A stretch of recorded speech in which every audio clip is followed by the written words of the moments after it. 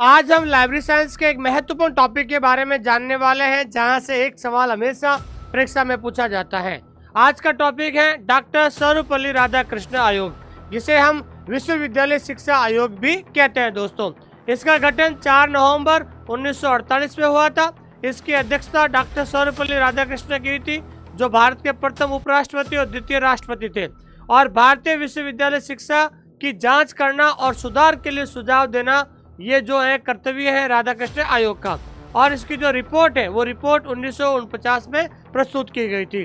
फिर उसके बाद उन्होंने पुस्तकालयों के लिए प्रमुख सिफारिशें की थी। किस आयोग ने? जो है राधाकृष्णन आयोग ने। इन्होंने ये कहा था कि पुस्तकालय एक विश्वविद्यालय का हृदय होता है, और बजट के लिए सुझाव दिया था। आयोग ने सिफारिश की विश्वविद्यालय के कुल बजट का कम से कम 6.25 पुस्तकालय पर खर्च किया जाना चाहिए, और विशेष परिस्थितियों में इसे 10% तक बढ़ाया जा सकता है।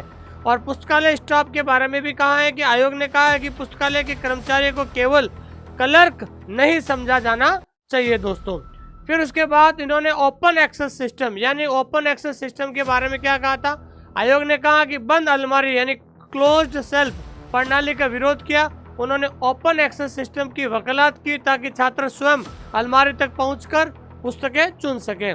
फिर पुस्तकालय को कम से कम 12 घंटे तक खुला रहना चाहिए, और पुस्तकालय साल के 361 दिन केवल कुछ राष्ट्रीय अवकाश छोड़कर खुले रहना चाहिए। तो एक सवाल आप सबसे मैं पूछ रहा हूँ, सभी लोग कमेंट कीजिए, कोठारी आयोग कब आया था?